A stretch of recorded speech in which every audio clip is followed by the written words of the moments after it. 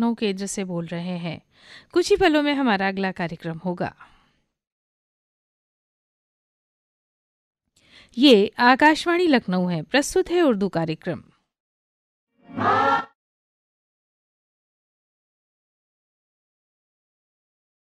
के साथ मैं आपका मेजबान सैयद मोहम्मद उमैर आपकी खिदमत में हाजिर हूँ। आदाब कबूल फरमाएं। सामीन, हम सब बखूबी जानते हैं कि एक सेहतमंद जिंदगी के लिए साफ सफाई सुथराई बहुत जरूरी है। इसी के मद्देनजर हुकूमत हिंद ने स्वच्छ भारत अभियान मुहिम का बहुत पहले आगाज किया था। ये एक कौमी सतह की मुहिम है जिसका मकसद गलियों, सड़कों और हर महल्ले को साफ सुथरा और कूड़ा करकट से पाक रखना है। ये मुहिम 2 अक्टूबर 2014 को शुरू की गई थी। बाबाए कौम महात्मा गांधी और उनके साथियों ने मिलकर हमारा मुल्क हिंदुस्तान को तो गुलामी से आजाद करा दिया, लेकिन गांधी जी का क्लीन भारत का ख्वाब पूरा न हो सका। इसी वजह से गांधी जी ने अपने आसपास के लोगों को सफाई सुथराई बरकरार रखने के बारे में खूब तालीम दी, क्योंकि आप खुद भी सफाई सुथराई के जबरदस्त हामी रहे हैं। इसलिए अब हम सब की बारी है कि हम भी अपने अपने घरों, महल्लों, बस्तियों, गलियों और सड़कों को खूब साफ सुथरा रखें। इसके अलावा उर्दू अदब में इब्तिदा से ही मुख्तलिफ तहरीकें कार फरमा रही हैं, जैसे अलीगढ़ तहरीक, रोमानवी तहरीक, तरक्की पसंद तहरीक वगैरह। लेकिन इन तमाम तहरीकों में तरक्की पसंद तहरीक ने बहुत ही कम अरसे में अपनी शनाख्त कायम करके कमाल हासिल किया। यही वजह है कि हमें उर्दू अदब में तरक्की पसंद तहरीक से वाबस्ता बेहतरीन उदबा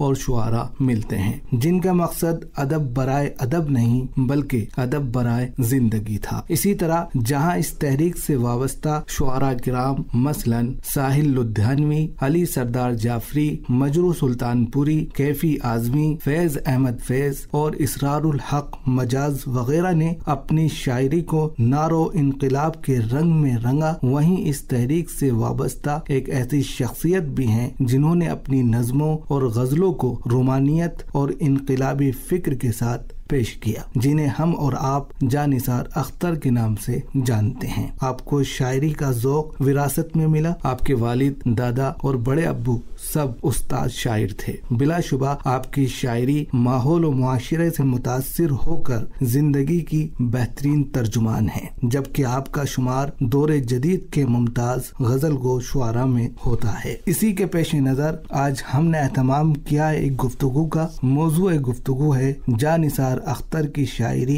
एक गैर मामूली जिंदगी की तर्जुमानी। इस मौजू पर हमारे साथ गुफ्तगू करने के लिए आज की उर्दू बज़्म में तशरीफ फरमा है हमारे खास मेहमान शायर असलम महमूद साहब और मैं नाचीज़ सैयद मोहम्मद उमैर। हम सबसे पहले अपने मेहमान खुसूसी जनाब असलम महमूद साहब का आज के उर्दू प्रोग्राम में पुरजोश खैर मकदम करते हैं, इस्तकबाल करते हैं। शुक्रिया। सबसे पहले हम असलम साहब से सवाल करते हैं, बातचीत का आगाज करते हैं कि आप हमारे सामीन के लिए वजाहत फरमाएं कि जानिसार अख्तर साहब की जिंदगी कैसी थी और वो इतने बड़े अजीम शायर कैसे बने, वो क्या मुहर्रिकात थे जिसने उनको इतना बड़ा शायर बनाया। देखिए, आज हम गुफ्तगू को 2 हिस्सों में बांट लेते हैं। एक तो जानिसार अख्तर की जिंदगी और दूसरा हिस्सा इस जानिसार अख्तर की शायरी। हम उनकी जिंदगी के बारे में जब मुताला करते हैं तो पता चलता है कि वो 18 फरवरी 1914 को ग्वालियर में पैदा हुए। उसके बाद इब्तिदाई तालीम ग्वालियर में हासिल करने के बाद अलीगढ़ यूनिवर्सिटी चले गए, जहां से उन्होंने 1935 और 36 के सेशन में उर्दू में एमए किया गोल्ड मेडल के साथ। उसके बाद ग्वालियर के ही विक्टोरिया कॉलेज में उर्दू के लेक्चरर हो गए। आज़ादी का साल आ गया 1947, यानी कि हंगामे शुरू हो गए, तो वो बराबर की स्टेट जो थी भोपाल, वहाँ तशरीफ ले आए वो, और यहाँ आके हमीदिया कॉलेज में उर्दू और फारसी के हो गए हेड ऑफ डिपार्टमेंट, जहाँ 1956 तक रहे। वो ताउम्र तरक्की पसंद तहरीक से जुड़े रहे आखिर वक्त तक। 18 अगस्त 1976 को बम्बई में वफात पाई। उस वक्त बम्बई था, आज मुंबई है। अब बात करते हैं कि उनकी शायरी पर, उनकी तसानीफ पर अवार्ड्स मिले उनको। 1976 में साहित्य अकेडमी अवार्ड मिला उनको। 1974 में खाके दिल उनका एक मजमुआ है, उस पर सोवियत लैंड नेहरू अवार्ड मिला उन्हें। उनकी तसानीफ हैं सलासिल, तारे गरेबा, नजरे बुता, जाविदा, घर आंगन, खाके दिल और पिछले पहर। ये उनके कुछ मजमुए रहे और शायरी खूब की उन्होंने, नज़्में बहुत कहीं, लेकिन गजल से उनकी पहचान है जानिसार अख्तर की। फिल्म इंडस्ट्री से जुड़ गए, जाहिर है कि बॉम्बे 1956 में चले गए थे और वहाँ फिल्मों से वाबस्ता हो गए, फिल्मों में काम करते रहे। अच्छा, उनकी अहलिया जो थी वो सरारुल हक मजाज की सगी बहन थी, सफिया अख्तर। वो अलीगढ़ यूनिवर्सिटी में लेक्चरर थी। तो जब जानिसार साहब चले गए भोपाल तो उन्होंने उनको भी वहीं पे बुला लिया और वहीं पे हमीदिया कॉलेज में ही वो भी पढ़ाने लगी। फिर 1956 में जब जानिसार बॉम्बे आ गए, फिल्मों से वाबस्ता हो गए आके, लेकिन सफिया अख्तर वहीं रही। वहीं पे उनके 2 बेटे थे, दोनों बेटों को संभालती रहीं। अब जानिसार साहब तरक्की पसंद तहरीक से जुड़े थे। खैर, ये तो हो गई उनकी जिंदगी के बारे में, जो बड़ी जद्दोजहद भरी जिंदगी थी। और आप ये कहना चाह रहे हैं कि उन्होंने जब इस दुनिया रंगों में आंखें खोली तो वो 8 फरवरी 1914 का दिन था। जी, 18 फरवरी 1914। एक रिवायत में 8 फरवरी भी लिखा हुआ है। हाँ, कहीं पे 8 फरवरी भी है, मिलता है। जी जी। लेकिन फिर तरक्की पसंद तहरीक से जब ये जुड़े तो ये तहरीक इतनी जबरदस्त थी कि इनके कलाम में भी उस तहरीक ने जबरदस्त असर डाला। उनके कलाम में खूब असर मिलता है तरक्की पसंद तहरीक का। बाद में ये जब तहरीक, क्योंकि ये तहरीक बंद हो गई या इस तहरीक से उनका रिश्ता टूटा, तो इन्होंने अपनी मुलाजिमत भी छोड़ी और मुंबई चले गए। तो नहीं, मुलाजिमत बॉम्बे जाने के बाद भी हमेशा जुड़े रहे, ताहयात वो तरक्की पसंद तहरीक से ही जुड़े रहे। जी। और बॉम्बे में भी उनका वो तरक्की पसंद तहरीक के बड़े शायरों का एक ग्रुप था जिसमें साहिल लुधियानवी भी वहाँ मौजूद थे, जानिसार अख्तर थे, मजरू थे, कैफी आजमी थे, बड़े शायर थे जो मुंबई में ही थे उस वक्त। तरक्की पसंद तहरीक से जुड़े हुए बड़े शायर और बड़े अदीब थे। कृष्णचंद बॉम्बे में थे, तो बाकर मेहदी थे और भी कई बड़ी हस्तियां थी तरक्की पसंद तहरीक से जुड़ी हुई। ये तो जानिसार की शायरी तो बहरहाल तरक्की पसंद तहरीक का ही एक हिस्सा है। हाँ, एक हिस्सा। तो यहाँ हम ये कहेंगे कि इसमें कोई शक नहीं है कि जानिसार अख्तर साहब एक बेहतरीन शायर थे, इसमें कोई शक नहीं। लेकिन हम यहाँ आकर ये जानना चाहते हैं कि आप हमारे सामीन के लिए ये बताएं कि जानिसार अख्तर साहब की शायरी की खुसूसियात क्या है जी, जो जिंदगी की तर्जुमा। जानिसार अख्तर की शायरी पर बात करते हैं तो देखिए, सबसे बुनियादी बात यह है कि जानिसार अख्तर ने अपनी शायरी को रिवायती रूमानी दायरे से निकाला और जिंदगी की हकीकतों और सच्चाइयों से रूबरू कराया, जो उनकी शायरी में जा बजा उसके नमूने मिलते हैं। अच्छा, अब उनके बारे में बहुत से नाक़दीन ने सभी ने ज्यादातर अच्छी राय दी हैं। तो कई जगह पर मिलता है कि जानिसार अख्तर की शायरी हमें जिंदगी की हकीकतों, नफ्सियात की बारीकियों और मनाजिर की दिल फरेबियों से रूशनास कराती है ना। वो बुनियादी तौर पर मोहब्बत के शायर थे। वो कभी मुस्तकबिल से नाउम्मीद और मायूस नहीं हुए।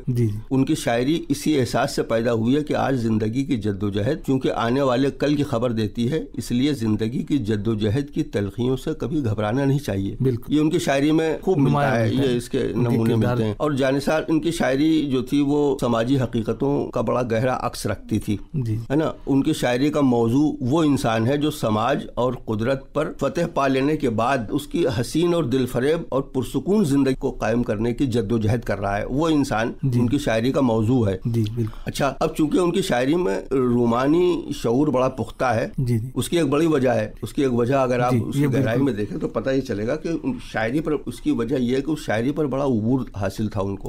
और दूसरी बात यह थी कि उन्होंने कदीम और जदीद अदब का बड़ा गहरा मुताला किया था। रिवायती शायरी और क्लासिकी शायरी पर बड़ी दस्तरस थी। तो अब का एक नमूना मैं आपको दिखाऊं कि उनकी एक नज्म जिसका उन्वान है महकती हुई रात। 2-3 बंद है उसके, देखिएगा।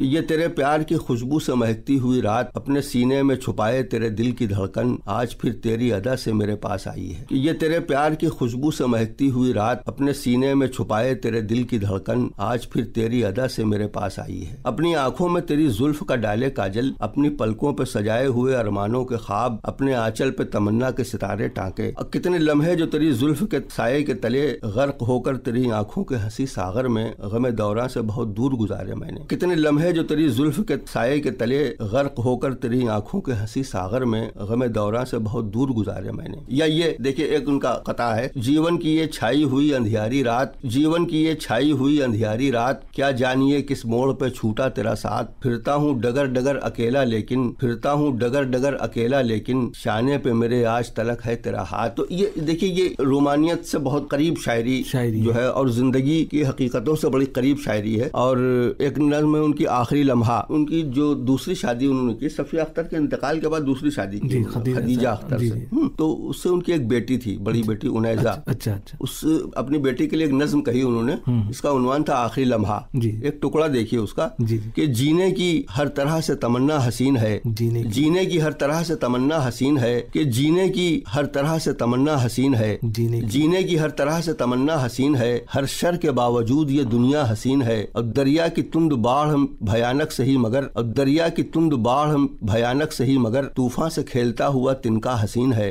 और सहरा का हर सुकूत डराता रहे तो क्या, और सहरा का हर सुकूत डराता रहे तो क्या, जंगल को काटता हुआ रास्ता हसीन है। और दिल को हिलाए लाख घटाओं की घन गरज, और दिल को हिलाए लाख घटाओं की घन गरज, मिट्टी पे जो गिरा है वो कतरा हसीन है। और रातों की तीरगी है जो पुरहौल गम नहीं, रातों की तीरगी है जो पुरहौल गम नहीं, सुबहों का झांकता हुआ चेहरा हसीन है। तो इसमें देखिए कि बड़ी कहना चाहिए कि मासूमियत के साथ अपनी शायरी को पेश कर दी, एक पॉजिटिव जिंदगी का एक पॉजिटिव चेहरा जो दिखाती है उनकी शायरी। और उसके बाद भी वो कहते हैं कि तमाम तर तलखियों, दुश्वारियों और सख्तियों के बावजूद शायर नाउम्मीद नहीं है, बिल्कुल, है ना, और ना ही जिंदगी से बेजार नजर आता है। जानिसार अख्तर की शायरी में आपको जिंदगी से बेजारी नहीं नजर आएगी, है ना, जिंदगी के लिए बड़ा जोश है उनके अंदर। अब देखिए उनकी गजल की तरफ चले, ये तो नज़्मों के 2-3 टुकड़े मैंने आपको सुनाए उनकी। अब जानिसार अख्तर की गजल देखते हैं, और गजल बड़ा शायरी थे, उसी से मशहूर भी थे। अब देखिए वो उनकी गजल अब असरी हिस्सियत की अक्कास भी है ना। एक सच्चे और अच्छे शायर से यही तवक्को भी की जा सकती है कि वो अपने असर की नुमाइंदगी करता है शायर, अपने अहद के मसाइल और अपने अहद की तलखियों को पूरी तरह से पेश करता है अपनी शायरी में। यही एक शायर से, अच्छे शायर से तवक्को होती है। देखिए शेर देखिए, एक गजल से है, कुछ शेर हैं इनके कि हर एक रूह में एक गम छुपा लगे है मुझे, कि हर एक रूह में एक गम छुपा लगे है मुझे, ये जिंदगी तो कोई बद्दुआ लगे है मुझे। और जो आंसुओं में कभी रात भीग जाती है, और जो आंसुओं में कभी रात भीग जाती है, बहुत करीब वो आवाज़ें पा लगे हैं मुझे। और दबा के आई है सीने में कौन सी आहें, और दबा के आई है सीने में कौन सी आहें, कुछ आज रंग तेरा सांवला लगे है मुझे। और मैं जब भी उसके ख्यालों में खो सा जाता हूँ, और मैं जब भी उसके ख्यालों में खो सा जाता हूँ, वो खुद भी बात करे तो बुरा लगे है मुझे। अब ये शेर, मैं जब भी उसके ख्यालों में खो सा जाता हूँ, वो खुद भी बात करे तो बुरा लगे है मुझे, ये आपको उर्दू शायरी में इस मजमून और इस मफहूम की शायरी बहुत कम मिलेगी, कहीं शायद कहीं की मिली। मेरी नजर से अभी इसकी बराबर का शेर अभी नहीं गुजरा। तो ये एक बड़ी इनफरादियत थी उनकी शायरी की।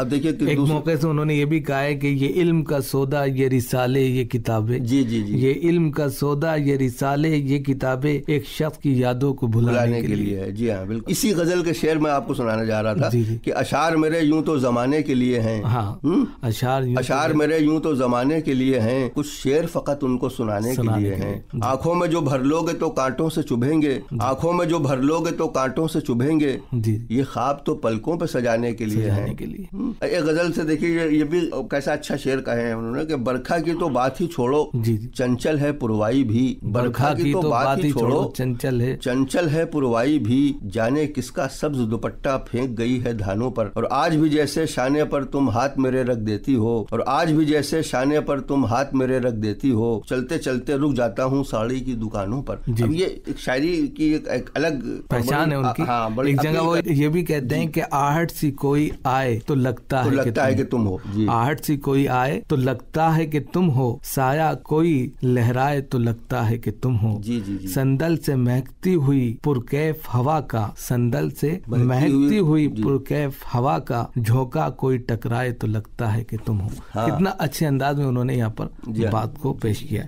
यहाँ पर एक सवाल और आपसे लेंगे। एक चीज हम जानना चाह रहे थे कि जानिसार अख्तर साहब के बहुत सारे मजमुए मंजर आम पर आए, जैसा भी आपने उसका तज़किरा भी किया कि बहुत से मजमुए थे और उन पर अवार्ड भी मिला उनको। उनके शेरी मजमुए पर अगर एक रोशनी आ जाती तो वो भी बहुत अच्छा रहता। हाँ, उनकी गजलों के मजमुए हैं, कुछ नज़मों का मजमुआ है, जैसे खाके दिल है, उसमें तो जो है वो उनकी अपनी जो अहलिया थी, इनका इंतकाल हो गया, तो उसके लिए नज़्म है, उसमें बहुत बड़ी नज़्म है। और बाकी उनकी शायरी के गजलों के मजमूए हैं, उसमें से मैंने कुछ शेर पेश करने की। देखिए वो कहते हैं कि हमने इंसानों के दुख दर्द का हल ढूंढ लिया, हमने इंसानों के दुख दर्द का हल ढूंढ लिया, हमने इंसानों के दुख दर्द का, क्या बुरा है जो ये अफवाह उड़ा दी जाए। अब देखिए कि ये हर अहद का ये मसला है, इंसानों के दुख दर्द का हल तलाश कर रही है इंसानियत पूरी, और शायर भी उसी जद्दोजहद में शामिल है ना।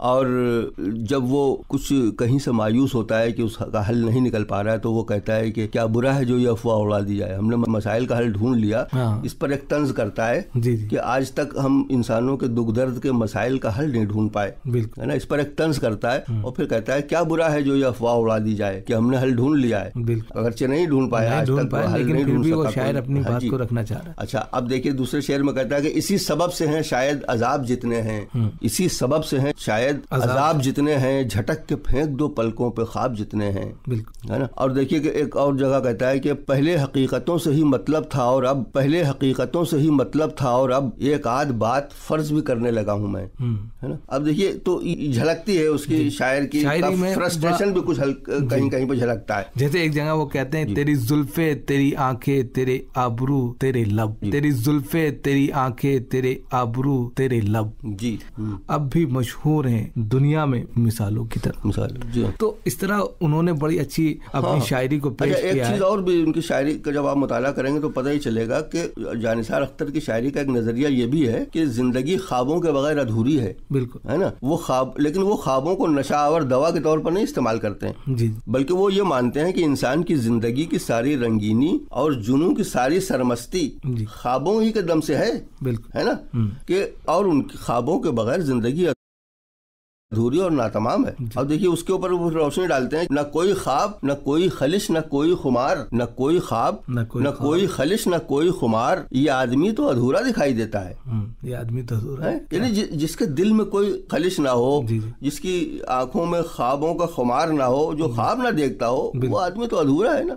ख्वाब ही तो आदमी को आगे ले जाते हैं, उसकी जिंदगी में मजीद चार चांद लगाते हैं। अब फिर कहते हैं कि आंखों में जो भर लोगे तो कांटों से चुभेंगे, आंखों में जो भर लोगे तो कांटों से चुभेंगे, आंखों में जो भर लोगे कांटों। ये ख्वाब तो पलकों पे सजाने के लिए हैं। यहाँ पर एक सवाल आपसे लेंगे हम कि घर आंगन में अख्तर साहब ने जो तख्लीकात पेश किए, इस पर आप इज़ारा ख्याल। घर आंगन में कुछ रुबाइयाँ हैं उनकी, और वो जैसे आपको बताया कि वो सफिया अख्तर जो उनकी अहलिया थी तो बहुत मोहब्बत करते थे वो, और उनके बाद जो खदीजा से उनकी शादी हुई थी उस पर उन्होंने इस पर जो है बड़े अच्छे अंदाज में पेश किया है। 150 अशार हैं, रुबाइयात पर मुश्तमिल, लेकिन बहुत ही अच्छे अंदाज में उन्होंने इसको भी पेश किया।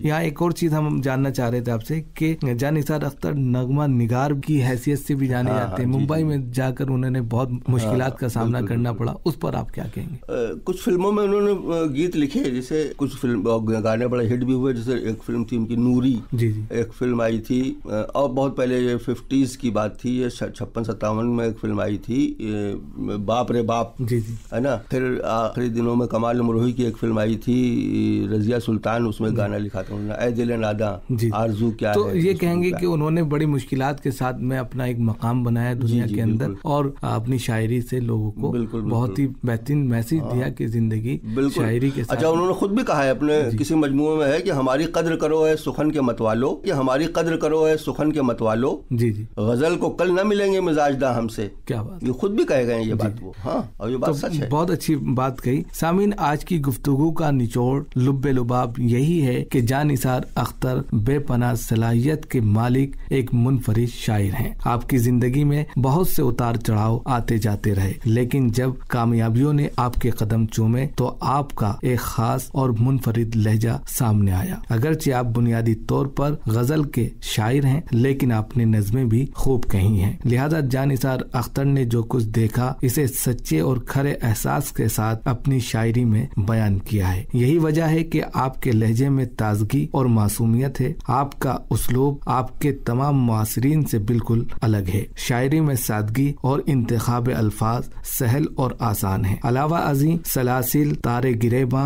जावदा, घर आंगन, खाके दिल और पिछले पहर आपके शेरी मजमुए अपनी मिसाल आप रखते हैं, जो गैर मामूली जिंदगी के बेहतरीन तर्जुमान हैं। और अब हम अपने मेहमान खुसूसी जनाब असलम महमूद साहब के बेहद ममनून और मशकूर हैं कि आप जनाब ने हमारे सामीईन के लिए बहुत ही उम्दा मालूमात फराहम की। इसी के साथ आज का उर्दू प्रोग्राम यहीं पर खत्म होता है। अपने मेजबान दोस्त सैयद मोहम्मद उमैर को दीजिए इजाजत। आदाब।